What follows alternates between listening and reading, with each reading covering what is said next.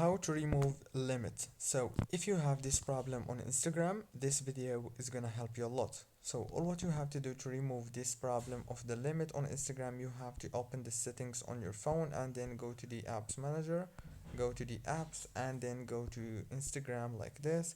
Click here on for stop and then go down to the open by default option. Click on the open supported links in this app, choose ask every time like this and go back. Click on the power usage details, go to the power consumption alert, disable it and enable it like this, and then go back. Click again here on for stop.